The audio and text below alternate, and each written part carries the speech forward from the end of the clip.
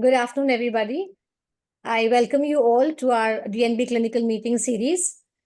Today, it's a great honor and with great pleasure, I have Dr. Deepak Tempe sir with us. And sir has been a very, very avid teacher. I've been knowing him since a long time. And sir, it's indeed a great pleasure that you have accepted to come and speak on this forum to address our DNB students. I don't think I have at any stature to speak anything about sir, but whatever little I do know, he's at present a senior professor and head officiating vice chancellor at the Institute of Liver and Biliary Sciences in New Delhi. He's also the professor emeritus at NAMS India and professor of excellence and former dean at MAMS New Delhi. Sir has been awarded the BC Roy National Award by the Honorary President of India as an eminent medical teacher in 2006. And he's an honorary FRCA by Royal College of Anaesthetics in London 2009, Professor of Excellence and former Dean of Maulana Azad Medical College, New Delhi. And he's authored several books. Some of the books, mainly the books in cardiac anesthesia, is something which all the DNB students always refer to and follow by.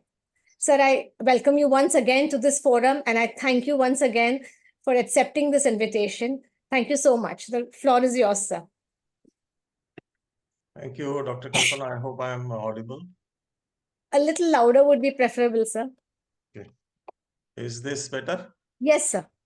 Okay. Thank you very much, Dr. Kalpana, and good evening, all of you. Thanks for the kind introduction, and it's always a pleasure to interact with the students. However, I have been keeping a bit busy since last few months, and due to which Dr. Kalpana has been after me for last couple of months. Finally, I found some time on Sunday evening to be with you. The topic of today's presentation is very relevant in our clinical practice, and each one of us faces a patient with cardiovascular disease almost alternate day, and commonest among these cardiovascular diseases is the coronary artery disease. So what I'm going to do is to explain you more of what should be the approach, how do you evaluate the patient, how do you optimize the medical therapy, and which would make it simple for you to understand what should be the anesthetic technique. So with this background, sorry, these slides, okay. All right, so let us try to understand the scope of the problem that we have in our country and world over. Sorry, my slides are not moving. Okay, worldwide, 200 million major non-cardiac surgical procedures are performed every year. And 1 in 20 suffer from myocardial injury or infarction or cardiac arrest or death within 30 days. And the commonest complication, perioperative cardiac complications account for 1/3 of the perioperative deaths. So it's a significant problem, and several deaths can be avoided or prevented or minimized if you understand the subject well. Now, this paper is slightly oldish, but still relevant, which shows how 85 years old patients undergoing hip surgery. It's data of patients, elderly patients undergoing hip surgery. You see this overall survival at the end of 1 month. If the patient suffers PMI, sorry.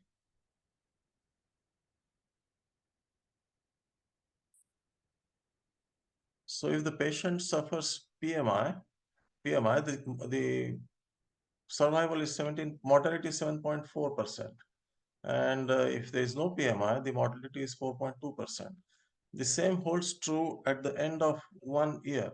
And you see again that there is a significant difference in the patients who suffer from perioperative myocardial infarction versus those who do not suffer from perioperative myocardial infarction. They further highlighted that most PMIs occur within 48 hours of the surgery. And if there is a PMI, it is associated with 15-fold increased risk of in-hospital death. and 4.3-fold increased risk of 30-day mortality. So obviously this subject is extremely important, and all of us must understand how best to deal with this particular problem. Now, let me start with some of the basic principles for patient who is undergoing non-cardiac surgery and who has some cardiovascular disease. These are principles in general, and then they can be applied to any cardiac surgery, any patient with any kind of cardiac disease, may be it coronary artery disease or valvular disease or even congenital heart disease. So if the surgery is elective or less urgent, let us assume that the patient is subjected to elective cholecystectomy and cardiac disease is severe enough to require surgical correction. Then in that situation, so elective cholecystectomy and patient has got a severe LAD disease. In that situation, you must perform cardiac surgery or the interventional procedure before you subject the patient to non-cardiac surgery. That's the first principle. The second is if the cardiac surgery or the interventional procedure is not indicated. So he has some coronary artery disease, there is a lesion in the LAD or maybe additional lesion in RCA, but he's elderly and he's on medical management and he's well controlled and he doesn't perform very active, he's not very active functionally, so he's well managed on medical treatment. So in this situation, you must optimize the medical management before the non-cardiac surgery is performed, and you should stratify the risk.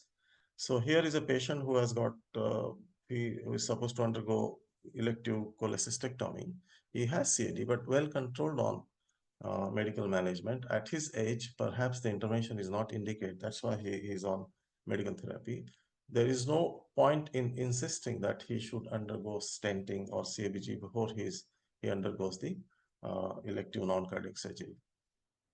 The second option is that you can also perform combined procedures. So you can perform the CABG or stenting followed by a cholecystectomy. That option is also there, and which is being followed more and more commonly these days. The next principle is if the surgery is of emergent nature, so patient has got an obstructed hernia or his urgent or intestinal obstruction, and it does not allow sufficient time for the treatment of cardiac lesion, then surgery should be undertaken with low or elevated risk. So you have to stratify the risk in this situation, and you have to perform the surgery, because if you do not operate him, he is perhaps going to die or suffer from major morbidity because of the non-cardiac lesion that he is having. And if you perform, there is a higher risk of morbidity and mortality, which should be quantified, or you should try to stratify that risk and obtain an informed consent from the patient and subject him to surgery. But remember, before you subject him to surgery, there could be certain steps taken in order to stabilize his condition, such as you can start elective ventilation on him, or you can start mechanical support such as IABB, or oxygenate him, or give diuretics, or start some inotropes. So there is always a gap between uh, any emergency surgery provides you some gap, maybe 2 hours to 4 hours, or maybe sometimes 6 hours before he's actually subjected to surgery. So you can utilize this time to carry out these interventions on him instead of directly wheeling him into the theater and anesthetizing him, which would be much more dangerous for such a patient.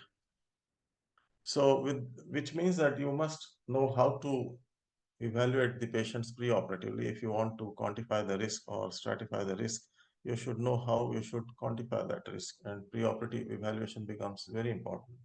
Now, the aim is not simply to give medical clearance. Nowadays, in fact, the ASA recommends that terms such as the patient is cleared for surgery should not be used. Unfortunately, some of the cardiologists and the physicians still use this term, that patient is cleared for surgery. In fact, they are supposed to only quantify or optimize, give the opinion regarding what best can be done as a part of the treatment for this patient. And in fact, the anesthetist also should be very specific in asking the solution or a question to them regarding what exactly the opinion that they are seeking from this expert physician or cardiologist. For example, if your patient has got conduction defect and he has got a second degree heart block, asymptomatic, the indications for pacemaker in the cardiology world are only symptomatic blocks or a complete heart block.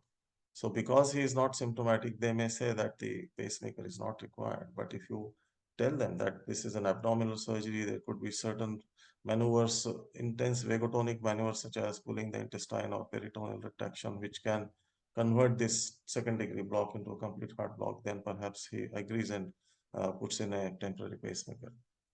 Or if the patient is having coronary artery disease, you must ask him specifically that he is an elderly patient, he has coronary artery disease, he is on medical therapy. So you should ask him, is the patient receiving optimal medical therapy, or does he need any intervention, any adjustment of dosage, or in introduction of any new medicine for the optimization of his condition? So that kind of questions we should ask rather than just sending the patient that refer to cardiologist for evaluation or for clearance. So if you write refer to cardiologist for clearance, then he also is inclined to write that the patient is cleared. And this doesn't solve the problem, because you have to actually give the stratify the risk in this patient. So you should perform an evaluation of the patient's current medical status and make recommendations concerning the evaluation, management, and risk of cardiac problems over the entire perioperative period. So in this instance, you would like to tell the patient as to what is the likelihood of he or she is suffering from perioperative myocardial infarction. That is the question that needs to be answered in a patient who has got coronary artery disease and who is being subjected to non-cardiac surgery. So I'm going to take help of these guidelines, which were published in 2014. They have not yet been revised, but there have been several updates following 2014.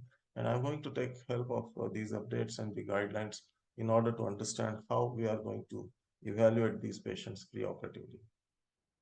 Now, one important factor that I would like to bring to your kind notice is that in the 2014 guidelines, it has been clarified that one of the papers by Poldermans, which was the basis for the beta blocker guidelines, the Poldermans demonstrated that if in a patient who has got inducible ischemia, and if these patients are put on beta blockers, I think they put the patient on bisoprolol, they demonstrated that if they are not put on bisoprolol, there is a 30 times increase in the mortality risk. So it became a very strong evidence in favor of the usage of beta blockers. And in 2007 guidelines, had a very strong recommendation for use of beta blockers during the perioperative period. But later on, it was found out that the Polderman's paper was a scientific fraud and it has been withdrawn. So the 2014 guidelines have recommended that you should not take into account this particular paper for evaluating any meta-analysis or any guidelines in this regard.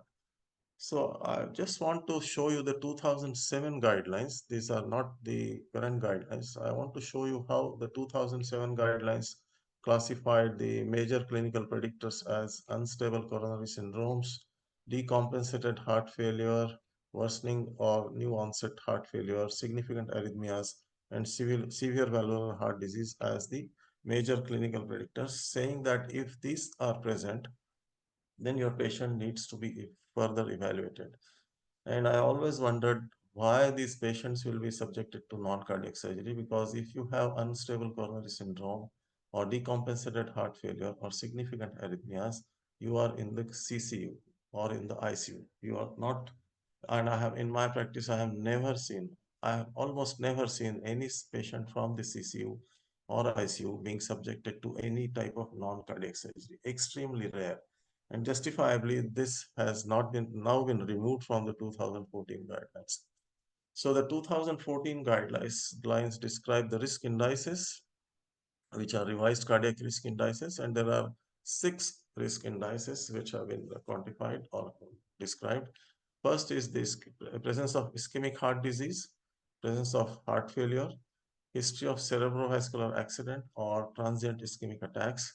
Vascular surgery, the type of surgery also has been taken into account here. So, and the vascular surgery is considered as the major surgery with elevated risk of PMI. Then insulin-dependent diabetes mellitus and preoperative creatinine more than 2 milligrams per deciliter are the risk factors.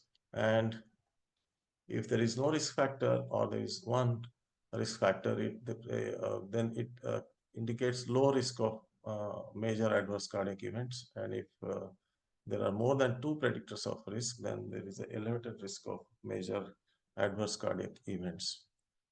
And what is low risk? Means there is a risk of major adverse cardiac event or MI of less than 1%. And the non-cardiac surgical procedure has also been taken into account, such as cataract or plastic surgery, where the risk of MI is much less as compared to elevated risk, where the risk of MI is more than 1%. And the elevated risk surgery is the only the vascular surgery, even the peripheral vascular surgery. Some of us believe that the brachial artery surgery or the femoral or popliteal artery surgery is a kind of minor surgery. It is not so. All vascular surgeries are, accounted for as major surgeries, because if you have atherosclerotic disease in one vessel, it is likely that it is there in other vessels such as the coronary arteries. Also, a risk calculator has been developed that allows more precise calculation of the surgical risk, and this has been published in 2013. And liver and renal transplant has been excluded from this particular analysis. So these are some of the newer tools of risk assessment. So a National Surgical Quality Improvement Program for Myocardial Infarction, NSQIP. This is the site where you can log in and you can enter the data related to the patient, age, sex, the coronary artery disease, the type of whether diabetes is there or not, and all such factors need to be entered, and it tells you the risk of MI in terms of percentage. So there is a likelihood of 10% or 15%. So I would request and recommend all the students to access this site and enter variety of clinical scenarios just by altering the age or sex or the type of surgical procedure, and you will know how the uh, percentage prediction of the major adverse cardiac events changes. And this can be used to quantify the risk and explain the risk involved in a given scenario to the patient before you obtain the informed consent. The second aspect is to know the functional capacity of the patient. And for that, we have, as you know, the MET score, metabolic equivalent of task, starting from 1 to more than 10. And this is how, these are some of the activities that will quantify that the subject is fulfilling the 4 METs criteria. So if you can do light work around the house, like dusting or washing dishes, that indicates that the patient has got a functional capacity of 4 METs and more. And if you can participate in strenuous sports like swimming and singles tennis game, then he has the metabolic equivalent of at least 10. So if the functional capacity is good, then the patient is less likely to have coronary artery disease as compared to those who have a lower functional capacity. Although there could be some exceptions here, and I always tell, whenever I show this slide, I always tell the participants that there are certain conditions when the functional capacity can be extremely good in presence of coronary artery disease, because sometimes coronary artery disease, the presenting symptom is death. So patients with left main disease can have very good functional capacity and they can present with severe MI, and death follows in such patients. Likewise, in patients with severe aortic stenosis, sometimes can be absolutely asymptomatic. So although this is a good way of assessing the severity of the heart disease, but there could be some exceptions whenever you are trying to interpret the metabolic equivalent. So if the METs, more than 10 METs is what the patient can perform, then he has got an excellent functional capacity. Good if he has 7 to 10 METs, and moderately deranged functional capacity if it is between 4 to 6 METs, and poor if it is less than 4 METs. Normally, we accept more than 4 METs as an adequate functional capacity, and less likelihood of having any cardiovascular disease. So perioperative cardiac and long-term risks are increased in patients who are unable to perform 4 METs activity. So that's the interpretation from this particular chart. Then you also have the Duke Activity Status Index, and these are the various activities that have been given the weightage in the form of these marks that you see on the right column here. and the maximum points are about 58.2, which are equivalent to about 9.89 meds, which is almost 10 meds equivalent. So this also can be performed. And a 6-minute walk test, simplest of the evaluation with regards to the functional capacity, the 6-minute walk test. So the cutoff for further testing is less than 427 meters, and more than 563 meters is a good risk, and generally no testing is required. And if it is between 427 to 563 meters, then clinical risk factors and type of surgery should be taken into account. Now, as you know, some of the patients cannot perform any task because they might be suffering from arthritis, or they are sarcopenic, or they are weak. And so in such patients, between stress echo can be performed, and you can have whether the between stress echo is positive or negative. If it is positive, it is like the patient is likely to have the coronary artery disease. And then in addition to that, coronary artery disease itself is a risk factor in these patients, because he's coming to us for undergoing non-cardiac surgery, and he will tell you that he has suffered from coronary artery disease, and he was admitted and he was stented, or he has undergone the surgical procedure. He will give you this information.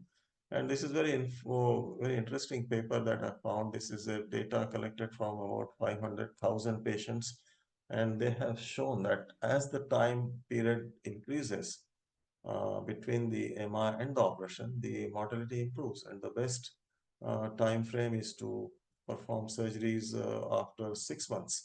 And if urgency is there, maybe 2 to 3 months is also a good time period to perform the non-cardiac surgery. And the 30-day mortality also decreased as the time interval increased. And again, 2 months appears to be the ideal time for performing the non-cardiac surgery after the patient has suffered from MI. Now, the rate of reinfarction as well as 30-day and 1-year mortality was decreased if the patients were revascularized before non-cardiac surgery. So you know that nowadays you don't allow the patients to suffer from MI. They are usually revascularized, sometimes not, and there could be some areas of infarction produced in a given patient. But usually you will find that most of the patients have been revascularized, and it has been shown that if you do that, then the outcome improves, and the the outcome was better with CABG rather than stenting whenever the intervention was performed after the patient suffers from myocardial infarction. So taken together from this data, the data suggests that more than 60 days should elapse after MI before non-cardiac surgery in the absence of coronary intervention. This does not apply if the coronary intervention has been performed. And recent MI less than 6 months is an independent risk factor for perioperative stroke. Now, this is contradictory. So, if there is a recent MI less than 6 months, irrespective of whether the intervention has been performed, it's an independent risk factor for perioperative stroke, which is eightfold increase, leads to eightfold increase in the mortality. So, it seems that even if the intervention has been performed, it is best to wait for 6 months. But this has not yet appeared in any guidelines, and therefore this is not the usual practice. So if the patient comes for some type of non-cardiac surgery, maybe prostate, benign prostatic enlargement, which needs to be operated, then perhaps due to the symptoms that the patient has, you may not like to wait for 6 months before subjecting him to prostatectomy. So this is how you perform the pre-operative evaluation, and then you have the algorithm again. This is the 2007 algorithm. Just to refresh your memories, how this algorithm has changed from 2007 to 2014. So the step one in 2007 was to find out if there is a need for emergency surgery, emergency non-cardiac surgery. If the answer was yes, then the patient should undergo the non-cardiac surgery with whatever risk that is involved, after explaining the risk to him. And if the emergency is not there, then you should try to find out what are the active cardiac conditions. And as I mentioned, the active cardiac conditions are the unstable coronary syndrome, decompensated heart failure, significant arrhythmias, and severe valvular disease, for which the patient should be in the hospital already. And that, in my opinion, these were redundant. They did not have any clinical relevance. and justifiably they have been eliminated from the 2014 algorithm. And as you can see, the algorithm now starts with patients scheduled for surgery with known or risk factors for CAD. So the patient has a known coronary artery disease or has got the risk factors for CAD, such as suppose he has diabetes and creatinine more than 2. These are the 2 risk factors he has. So in that situation, so ischemic heart disease, congestive heart failure, cerebrovascular disease, diabetes, pre-op creatinine more. So if he has these any two of these risk factors, then you should find out whether he's scheduled for emergency surgery. If yes, then you have to stratify the risk as I described in the earlier slides and explain the risk to the patient and proceed to surgery. If it is not an emergency surgery, it is an elective surgery, then you should find out if the patient has got acute coronary syndrome. And if he has acute coronary syndrome, then you should evaluate and treat according to the goal-directed medical therapy. So the patient goes to the cardiologist, he will do the stress echo, he will do the maybe CT angio or coronary angio, and the lesions will be detected, and he will be, either stented or sent for coronary artery disease. But if there is no acute coronary syndrome, then you go to step 3 and you should estimate the perioperative risk of major adverse cardiac events based on the combined clinical and surgical risks. So this is what I have explained to you in the earlier slides. And most of us would be facing at this stage of most of our patients are at this particular stage of evaluation. The earlier ones are usually not there. Sometimes you may have to encounter the step 2, but by and large, I think we deal with step 3. And how do you assess them? If you have a patient who has got risk of major adverse cardiac events. So you look at the revised cardiac risk indices and NSQIP and the data that I have shown you, and you can quantify the risk that this patient has. And you can quantify him as low risk. If it is less than 1% risk, then you can proceed to surgery.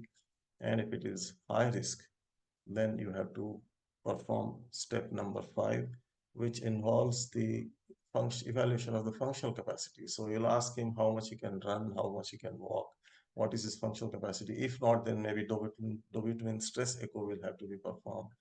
And if he has a good functional capacity, then you can proceed to surgery as per the guidelines. And if you do not know or the functional capacity is good, or is not good, if it is unknown or it is not good, then you have to go to step number 6, which asks you whether further testing will impact the decision making or perioperative care. If the answer is no, then you can proceed to surgery. If the answer is yes, you should do pharmacological stress testing, and if it is normal, you can proceed to surgery. And if it is abnormal, you can revascularize and then proceed to surgery. So although these are the guidelines, let me clarify that if you are at step number 5, you have elevated risk surgical procedure, then most of us would, subject him to this line of therapy. They will send him to the cardiologist and he will also perform pharmacological testing and maybe CAG also at times.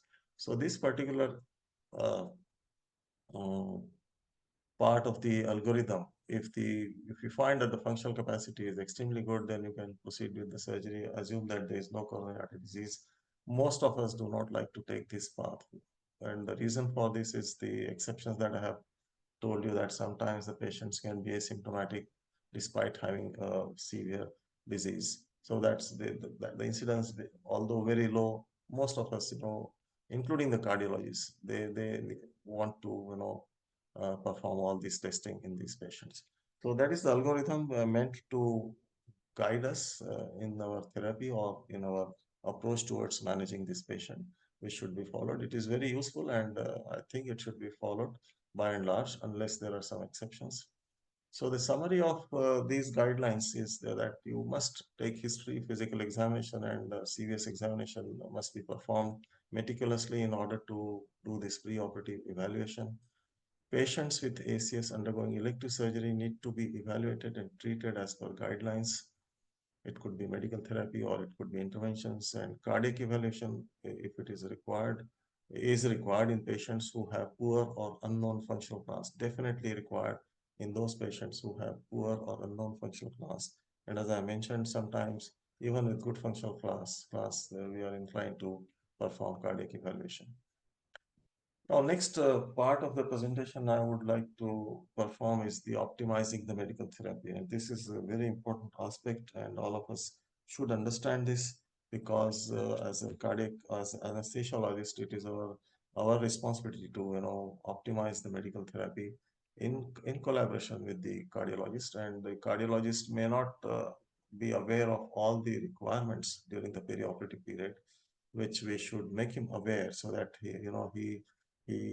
optimizes the medical therapy as per our requirements. So a bit of pathophysiology of CAD here. As you can see here, that's the stable plaque. So if the plaque is stable, despite having a narrowing of about 50 to 60%, there is a laminar flow and the patient is asymptomatic and well controlled. But when the plaque ruptures, then it leads to clot formation and it leads to ischemia. So it is the responsibility. The medical therapy is meant to make the plaque stable so that the patient remains asymptomatic.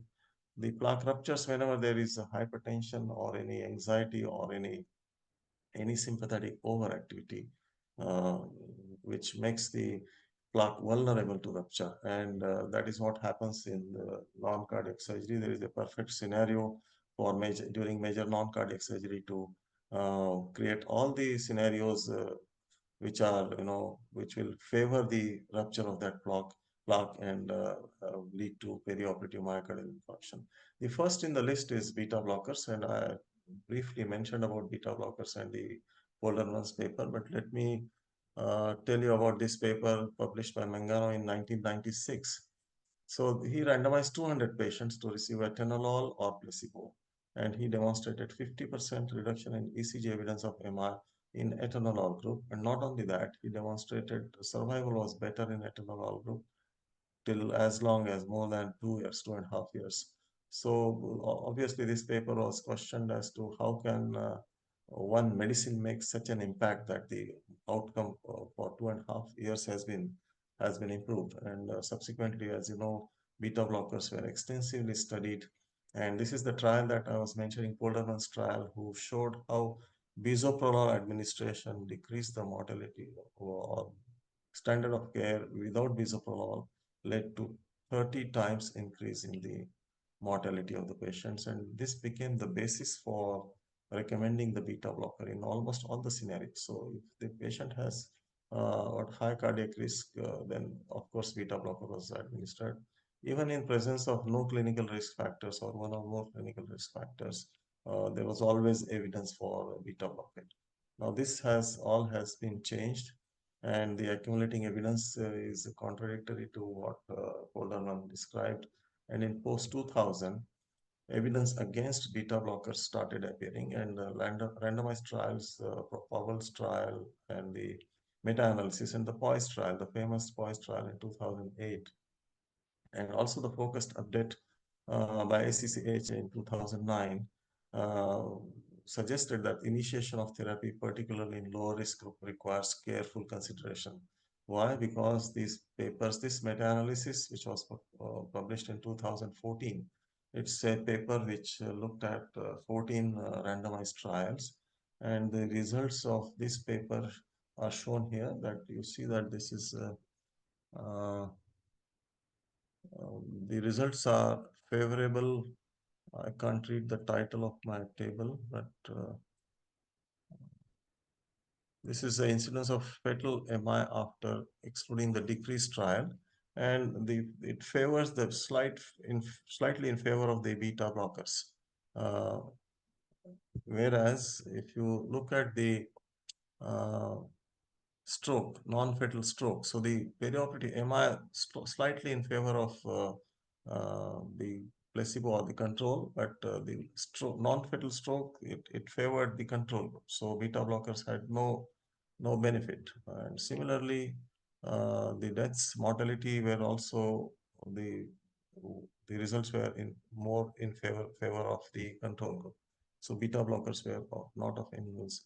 So the conclusions of this systematic review was perioperative beta blockade started 1 day or less before non-cardiac surgery helps prevent the non-fatal MI. So there was a cardiac benefit observed with the beta blockers, but at the cost of increased risk of stroke, death, or hypotension and bradycardia. Now this is all related to the dosage of beta blockers that were used, and they caused bradycardia and hypotension, which led to the stroke, and leading to increase in overall mortality because of the stroke.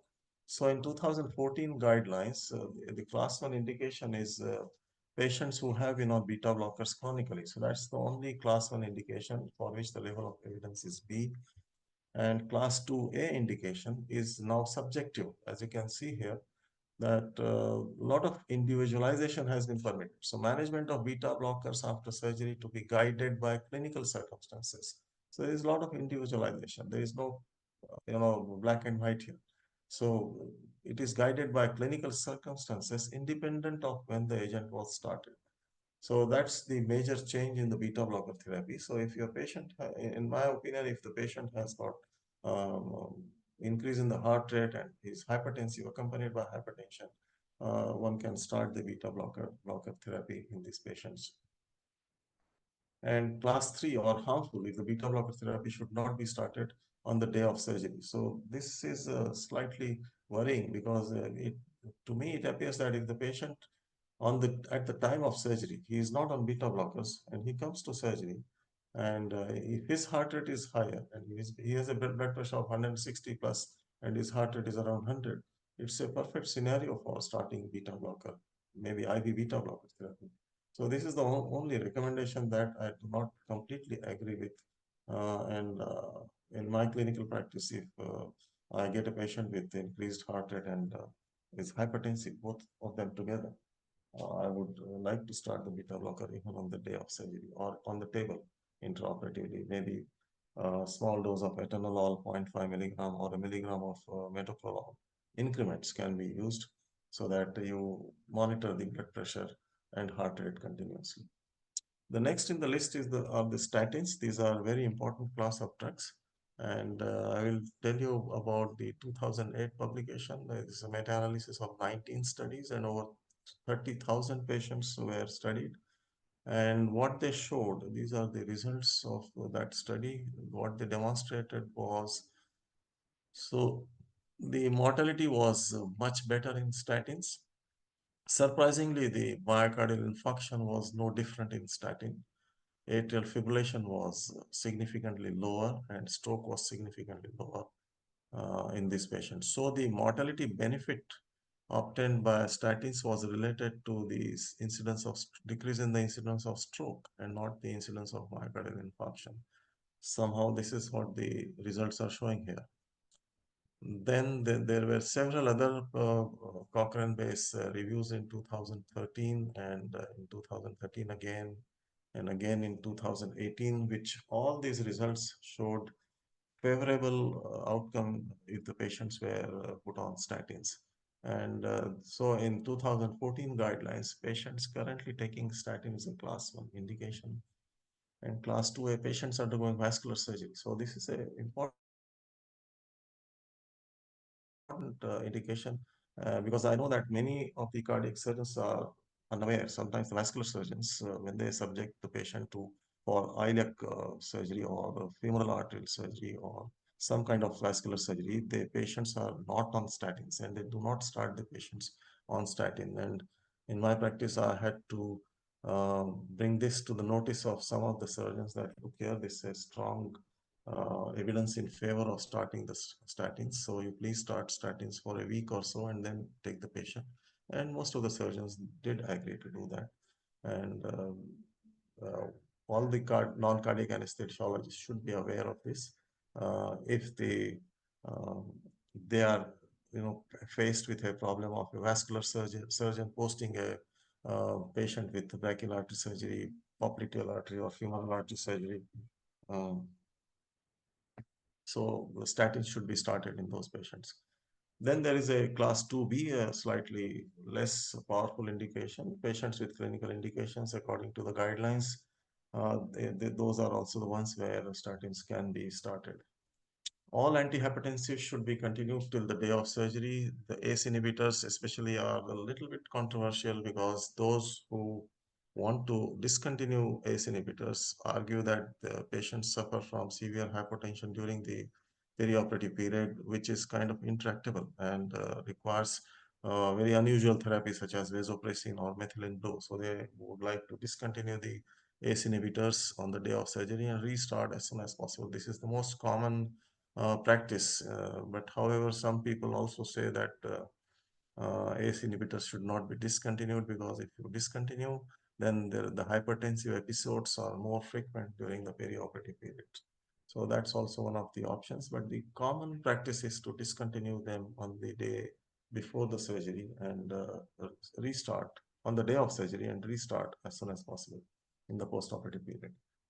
Now, there is another important problem that I wish to discuss is patients who have undergone percutaneous interventions. And again, I would like to show you this paper, slightly oldish now, 2001. Just notice the curves. The dotted line is the placebo, and this is the myocardial infarction and death percentage. So those who were on placebo versus those who are on clopidogrel. So those who were on clopidogrel are showing excellent result as compared to the placebo. And these curves make me think that if you carry on, then maybe this curve is going to go up and this going to flatten. So this gap is going to widen. So kind of suggesting that clopidogrel or dual antiplatelet therapy should be continued for maybe as long as possible.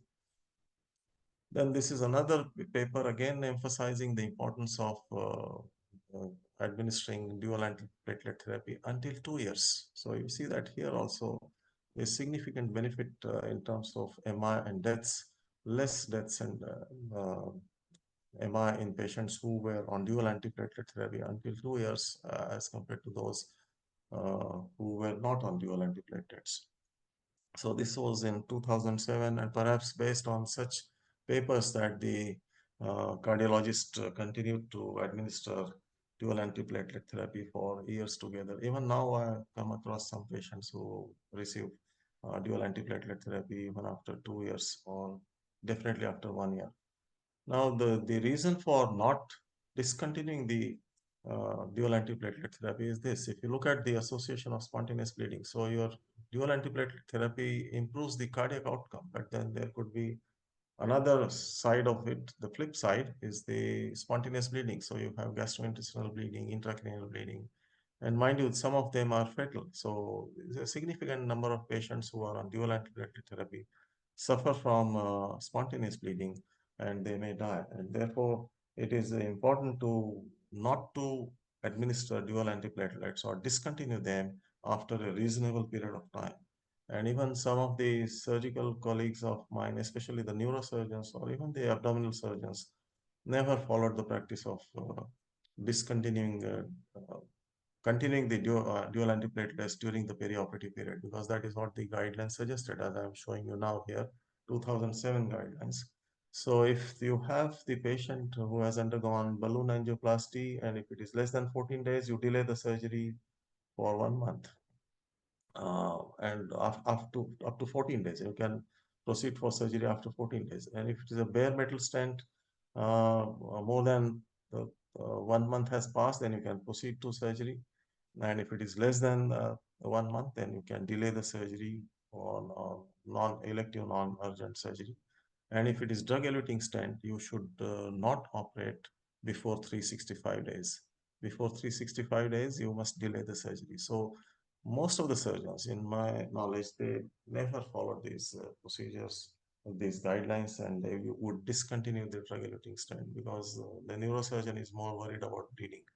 The cardiologist is worried about the stent thrombosis. The neurosurgeon is more worried about the bleeding.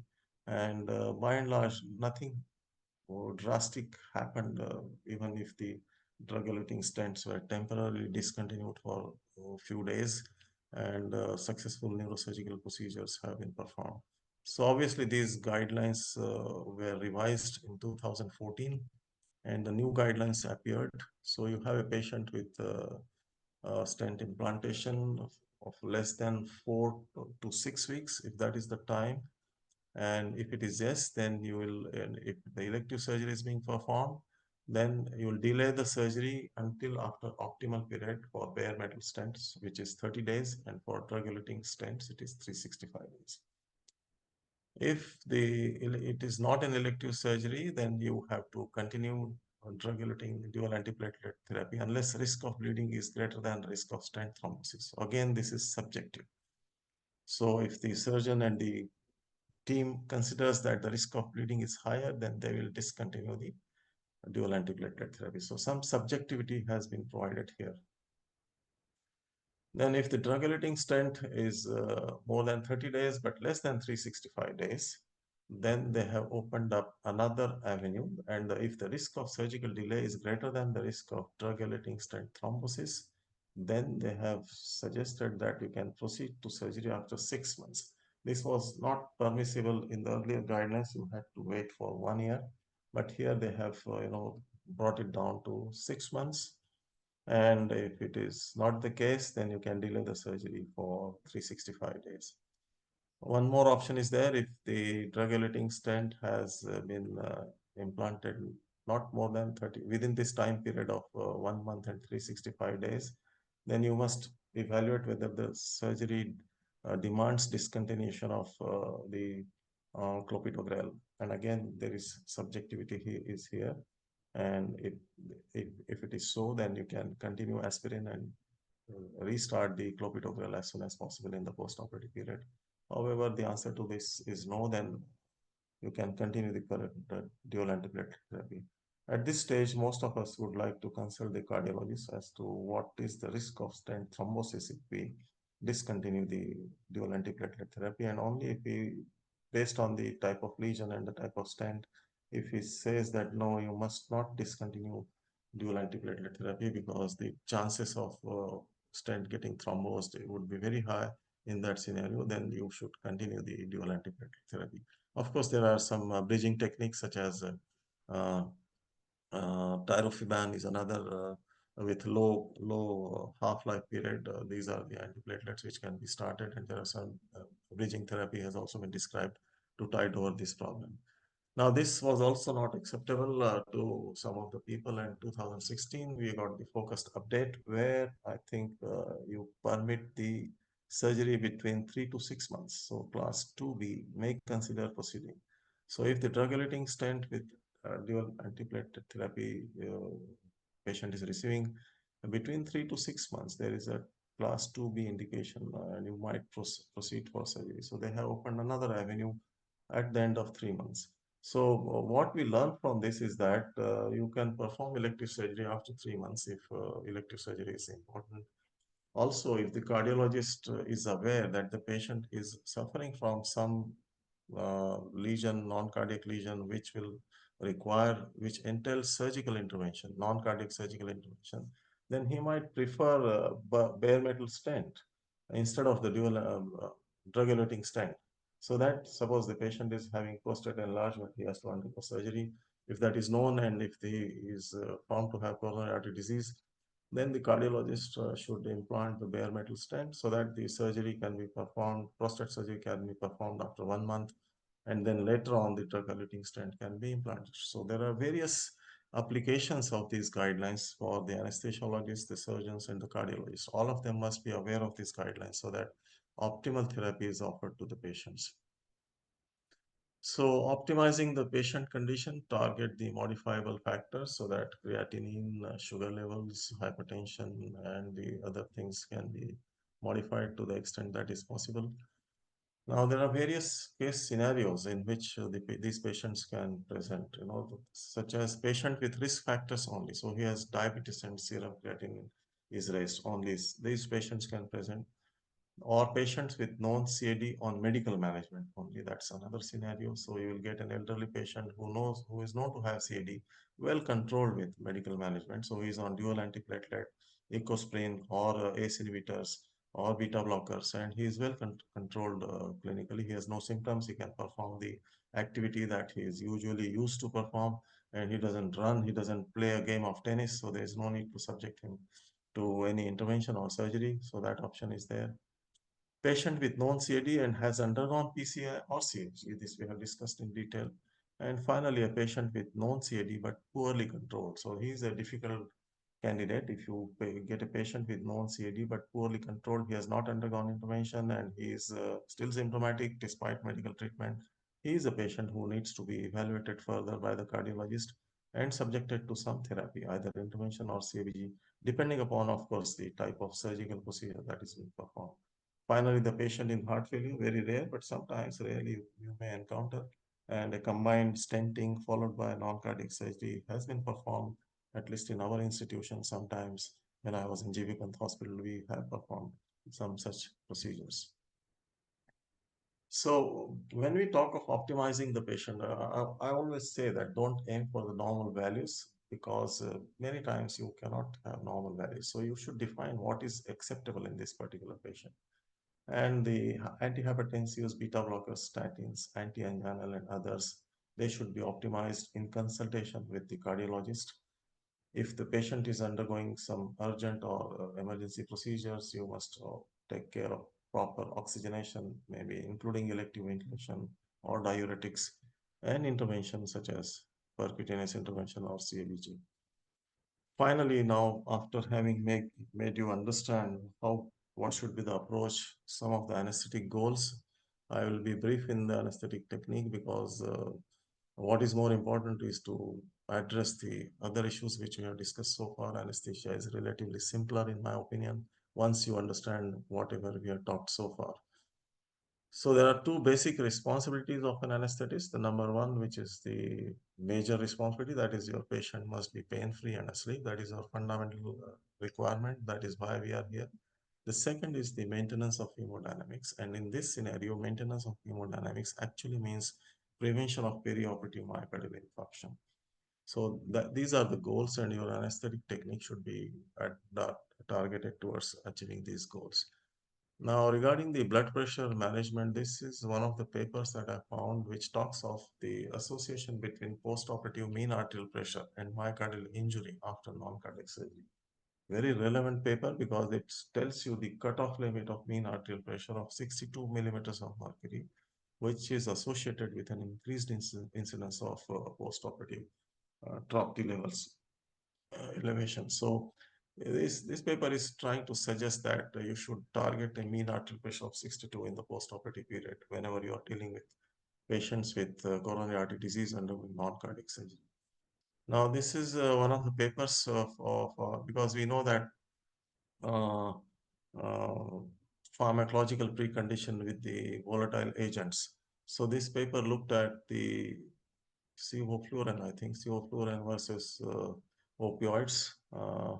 And what they found is that the troponin levels were with sevoflurane group and propofol group where there was not much difference between the two, and they did not find any difference in the two groups. So this was not in favor of no evidence in strong evidence in favor of inhalational techniques, although literature is abundant with uh, description of pharmacological preconditioning with the use of volatile anesthetics. Another debate that often goes on whether to administer regional or general anesthesia, especially in fracture hip and knee replacements. Large number of patients undergoing knee replacement surgery are elderly and they do have coronary artery disease. So whether or to administer regional or general, that's the question. And I found another paper here which very difficult to understand this paper with continuous spinal anesthesia versus propofol versus sevoflurane in hip fractures in elderly patients more than 75 years. So the bupivacaine was titrated to T10 level by increments of dosage. And the number of hypotensive episodes and effective requirement was lower in the continuous spinal anesthesia group. So this paper was obviously criticized for several reasons. Nature of cardiac morbidity was not defined. Total hip replacements were excluded, and propofol or sevoflurane alone is not the best choice in GA. You could have used opioids or some other technique. So to compare the two techniques. But the debate goes on, and as I mentioned, the what is more important is to maintain the hemodynamics. So it's not the technique per se, but what you do in terms of hemodynamics, which is more important and relevant. So you will find lots of evidence in favor of epidural and likewise evidence in favor of opioid-based general anesthesia techniques. So the various monitoring that you can perform is listed here. You are very much aware of this, depending upon how severe the cardiac disease is and how severe is the type of non-cardiac surgery and other things. What is the risk assessment? Is the patient likely to have post-operative ventilation and such things? Depending upon that, you should, if you ask me, I'll be very comfortable with an invasive arterial line and a CVP and ECG for most of the patients, and at times a PA catheter if the patient had a recent history of heart failure or any evidence of diastolic dysfunction or pulmonary artery hypertension. Those are the cases where PA catheter may be used. So whenever I talk of hemodynamic monitoring, I show this picture, and at the cost of repetition, I'm going to show this again. On the x-axis is the CVP or the initial fiber length, and on the y-axis is the stroke volume or the cardiac output. So in a normal patient, as you increase the CVP, the cardiac output increases, assuming that blood pressure is equal to CVP.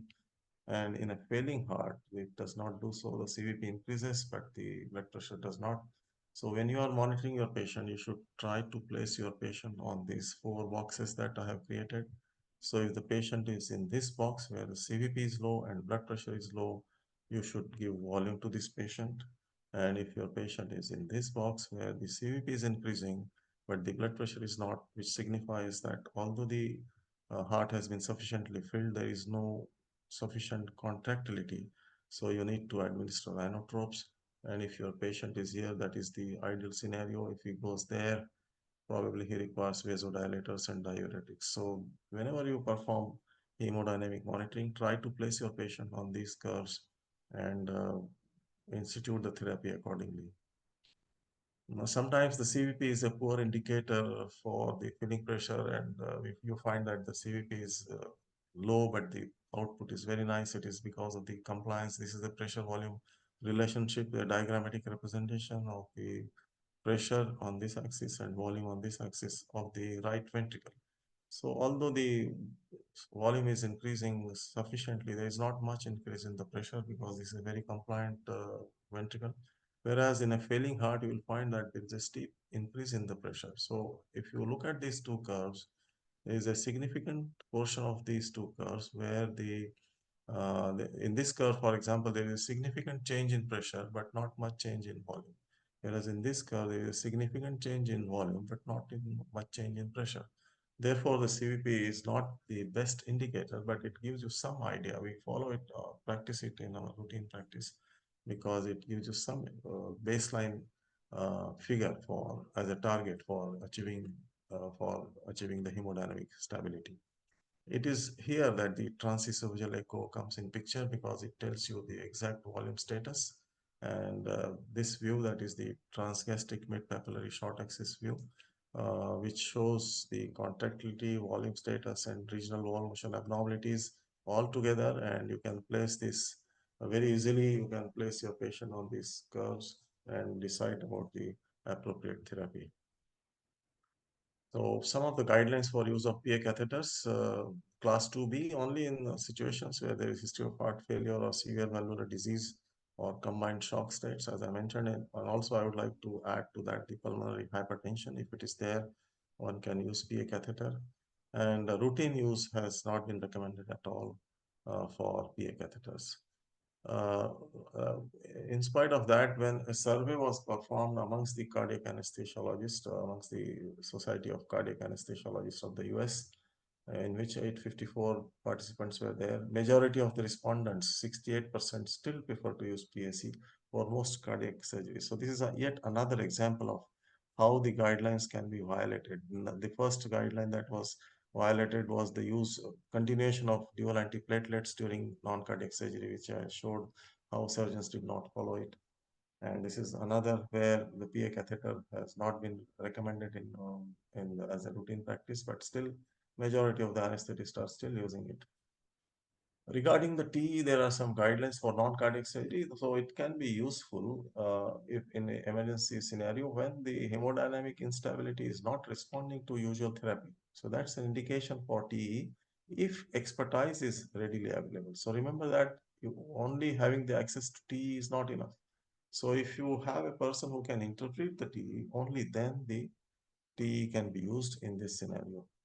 And a routine use of TE in this situation is not recommended. Then you can take help of cardiovascular support. These are the various inotropes, dilators, and uh, uh, to briefly summarize, if you need a strong beta stimulation, epinephrine should be the choice. If you need beta stimulation with vasodilatation, dobutamine, likewise milrinone for lowering the vasodilatation and decreasing the pulmonary artery pressures. Norepinephrine if you want strong alpha stimulation, you want to constrict the peripheries. So that is how. So I have not actually described what anesthetic technique should be used. What I will use if I have to use general anesthesia is to use opioid-based anesthetic with invasive monitoring and muscle relaxant based on the heart rate. So if there is bradycardia, then I will like to use rocuronium. If it is higher heart rate, then vecuronium and things like that, with the objective of achieving the target heart rate and the blood pressure. Likewise, even regional anesthesia can be practiced so long as the patient is medically optimized and there is risk of epidural hematoma is not there, and the guidelines of the regional anesthesia technique are followed. Epidural or spinal can also be used. But what you should not forget is you must perform your proper preoperative evaluation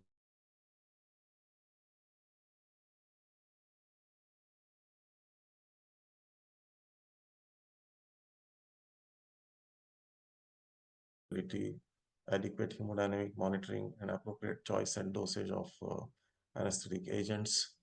So to conclude, anesthetizing a patient with coronary artery disease has become a part of everyday practice. You will face it every day. Anesthetic techniques should be targeted towards preventing the perioperative MI, which essentially means maintaining the hemodynamic status. So maintain good pressure and good heart rate, no hypovolemia, no bradyarrhythmia, no arrhythmias, and take care of those. Optimize the patients medically before subjecting to surgery. Guidelines in patients with implanted stents are more clear now. So 3 months leeway is there, and it seems that non-cardiac surgery can be performed after 3 months of drug-eluting stent, provided there is urgency. And cardiologists should take into account, as I stated earlier, that they must take into account the impending non-cardiac surgery, if any, before they decide the type of stent that should be used in these patients. So thank you very much for patient listening. I think I've taken a lot of your time, but I think it was essential. If there are any questions, I will be happy to answer them. Those of you who do not want to ask me questions now can email me or WhatsApp me their questions, and I assure you that I will respond. Thank you, Dr. Kalpana, once again. Thank you, sir. It was indeed a very, very comprehensive and a complete presentation for all our students, and I'm sure they would have benefited a lot from this. I so just one comment. Is it because for the stent now that the timing has become 3 months is because of a better drug coating that we are now getting? So that the first 6 months earlier when they said that you could not do an emergent surgery, now we can do it in 3 months is because now we are getting better drug coating stents, and hence the DAPT can be stopped, or at least one of them can be stopped, and then you can continue with an emergent surgery. I do not know for sure, but when you start drug-eluting stents or the drugs that are used are they reduce the inflammatory processes, and the endothelialization takes that much time. Correct. So if the more potent the anti-inflammatory agent, longer it is going to take to endothelialize. So I'm not sure if what you're suggesting is correct. So if endothelialization does not take place, then that plaque is prone to rupture, as I showed you. So the plaque has to become stable, and for that, endothelialization of the stent has to be there. So the surface becomes smooth and less amenable to rupture of the plaque or any disruption of the plaque if it is there.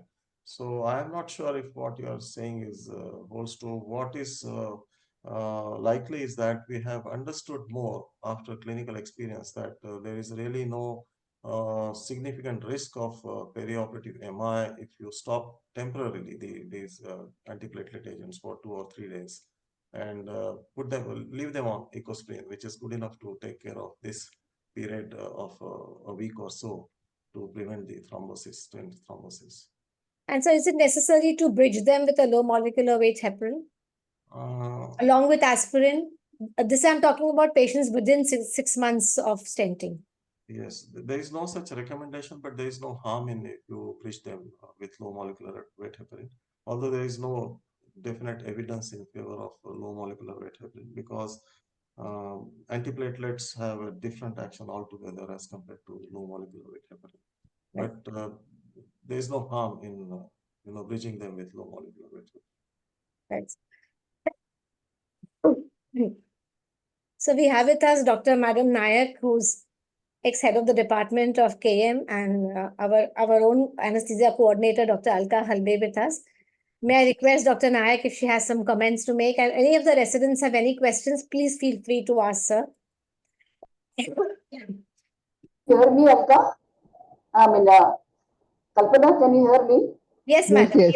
We all You can. are heard. You can hear it. Thank you so very much, Dr. Tempe, for such a clear and lucid lecture. It has made the management of these coronary artery disease patients, both for routine as well as emergency patients, very well understood and very safe. And especially when there are so many newer monitoring systems and drugs are available now, it has really brought mortality and morbidity very low. I just want to ask you one question, Dr. Tempe.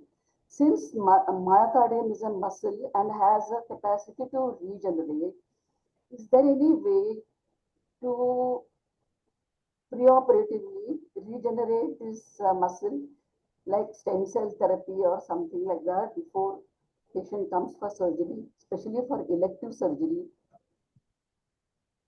I'm not aware, but research is ongoing on stem cell therapy to regenerate the infarcted muscle. And as far as I know, till now, there is no such therapy that has been used in clinical scenarios. Maybe at the animal experimental level, it is going on. In fact, one of the fellows who is working in Cleveland, one of our former residents, he wrote me a few days back to suggest some research topics because he has now access to the stem cell therapy. So he was asking me as to what would be the research projects for him in that particular clinic, and I suggested to him this what you are mentioning just now. The regeneration of the myocardial tissue by injecting stem cells in the animals to see whether the muscle can be regenerated and made viable and functional before he's subjected to surgery. So I think we have to wait and see for the research in this area. If you have if you are aware of any such paper, please share with us. Yes, some time ago, rather long, few years ago, I had read, because I'm doing now only neuro surgery. They had mentioned nanotechnology and stem cell therapy to improve the regeneration of neural cells. So the neural cells, as of now, we say that they do not regenerate, but myocardium being a muscle, can the nanotechnology or stem cell therapy can bring back the function of the myocardium to normalcy in that case? That's what I want. In future, maybe. Yes, so that looks like the way forward, and these all heart transplants and LVAD and these mechanical devices might become redundant in maybe 25, 30 years from now. So it was a wonderful lecture, Dr. Tempe. Thank you very much. It was really very well understood with all the guidelines and all. It has become really, the management of these patients becomes very easy now. Thank you very much. thanks a lot, ma'am. Thanks a lot. Good evening. This is Dr. Halbe. Very nice lecture. Everything very simplified and well understood. Thank you so much. And I'm sure the students also will be benefited for all this. One thing I wanted to know, the last few years I have excluded opioids from my tech anesthesia, and I work with urology. I do most of the geriatric patient with uh, stents with all. Do you think excluding opioids can affect their incidence of this? Because I have never found any incidence of reinfarctions or incidence of infarction post-op. I have not found any reference, but at the same time, I do worry about it, But I uh, should say, sorry, go on. no, because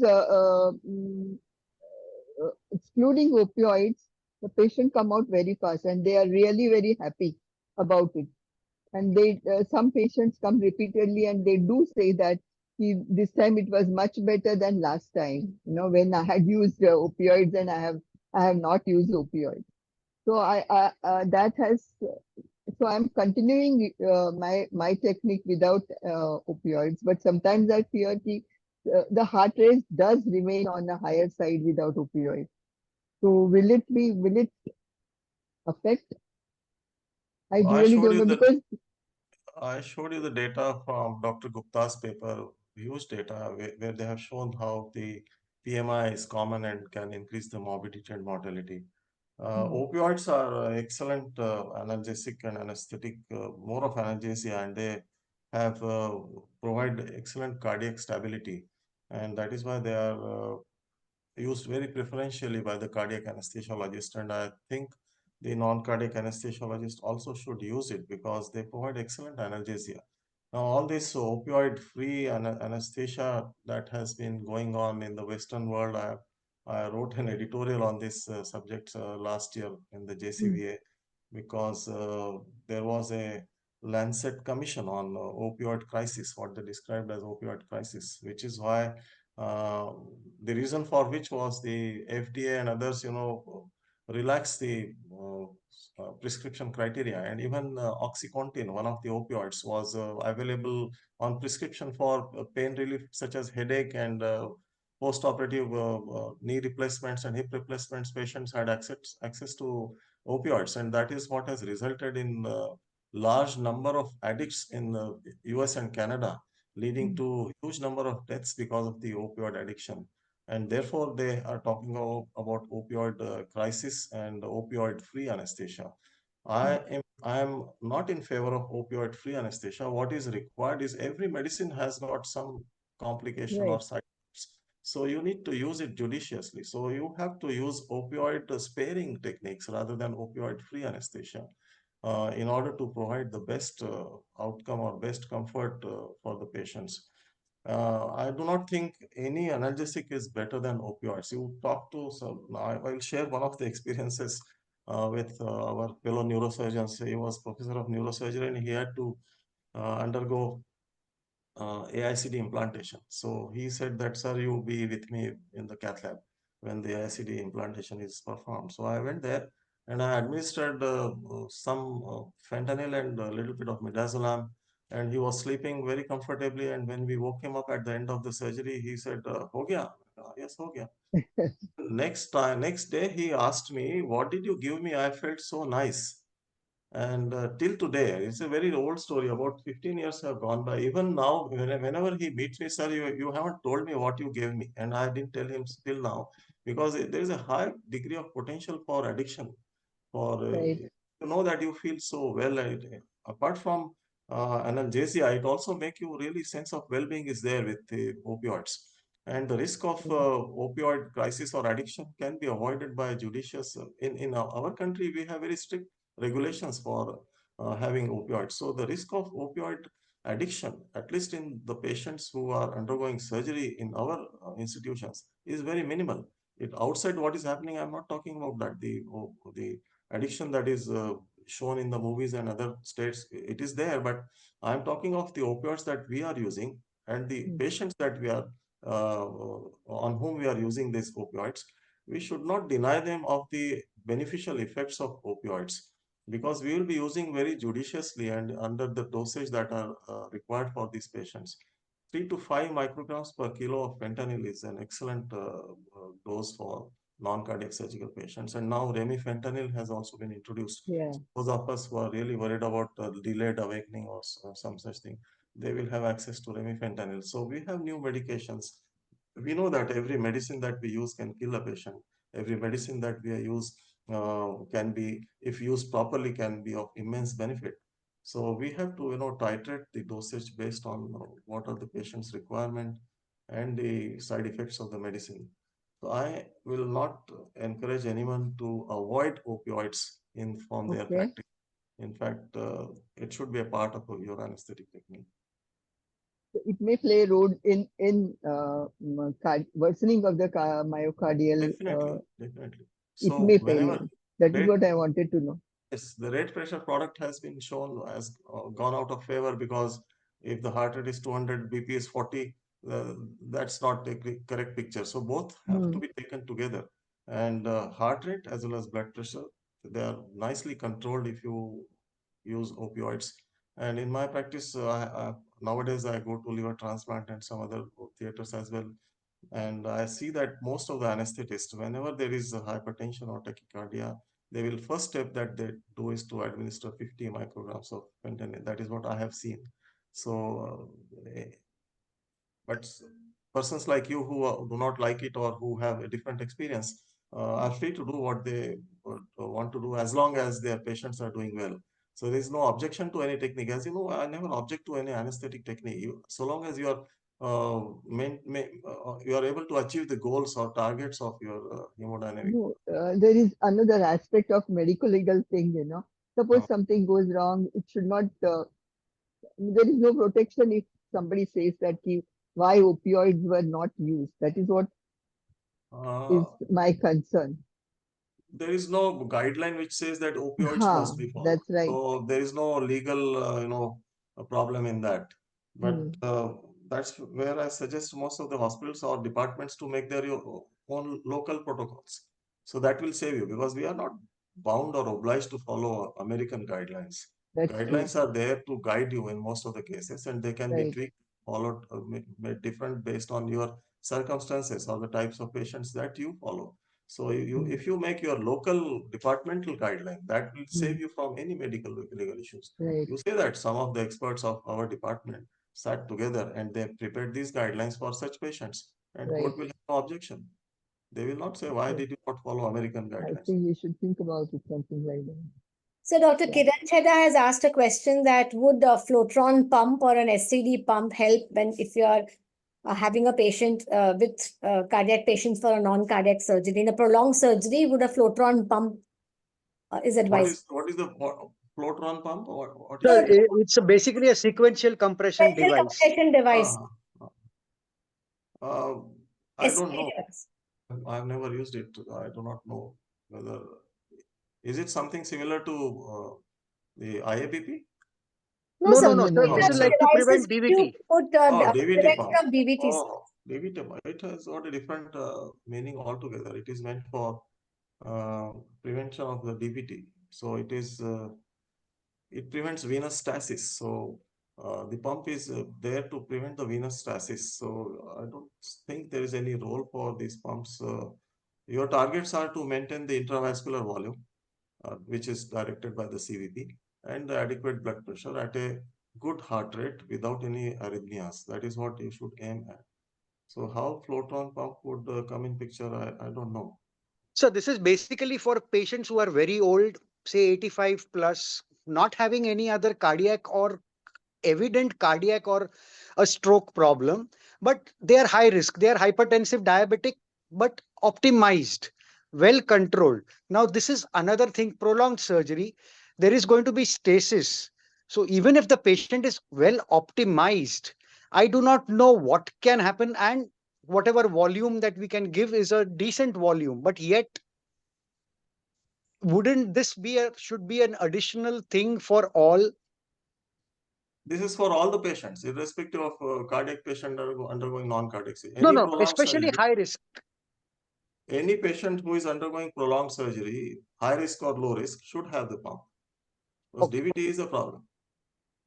Definitely a problem. So irrespective of the high risk or low risk, I would prefer to have this pump in any patient who has got a surgery of more than 4 hours or 5 hours, something like that. And it is a practice in most of the places. Okay. Yeah. So I this was never mentioned as in any of the guidelines or things as an additional thing for this. It's never been mentioned It except is for mentioned. laparoscopic surgeries, And prolonged robotics. surgeries or things. It is not a criteria which is put up. It is mentioned for DVT prophylaxis. I'm sure Yes, it is it is mentioned. DVT prophylaxis. Yes. Even a patient in ICU should have DVT prophylaxis. Either heparin or compression devices are used in most ICUs. And robotics, it is, I think, prolonged surgeries and in Yes. various positions, no, head low and all that. Yeah, Head madam, low. that is again laparoscopic. So all laparoscopic Yeah. surgeries, it's a must. I'm talking of, say, any surface surgeries where Huh. intra-abdominal pressure is not more. No, any prolonged surgery will lead to stasis of blood, and that is prone to develop thrombus formation in the deep veins, and therefore these compression devices are a routine practice in most of these centers wherever prolonged surgery is performed, irrespective of whether it's a low risk surgery or high risk surgery. In fact, I am aware of some of the orthopedic surgeons, they do not prescribe heparinization following surgery because they are worried about the wound bleeding at the site and leading to infection and such things. And the commonest pulmonary thromboembolism, commonest period for this is up to 3 weeks. So ideally, up to 3 weeks, anticoagulant should be administered. So I am aware of some patients who developed life-threatening pulmonary thromboembolism because they were not administered low molecular weight heparin. So deep vein thrombosis is a real problem in all patients. Even when you fly a long duration of air travel, people suggest, you should keep moving your limbs, and DVT formation is there, and thrombus can be formed and can lead to pulmonary embolism. So that holds true for all the patients who lie down on the table for a prolonged duration. Whether they are low risk or high risk is immaterial. Okay. Sir, I think I don't see any more questions. And sir, I thank you so much for spending this Sunday afternoon with us. Thank you. In gratitude, sir. Thank you Not so at all. much. Thank you Most very welcome, much. and thanks very Yeah. much. Thank you, sir. Thank you. Thank you, sir. Thank you, sir.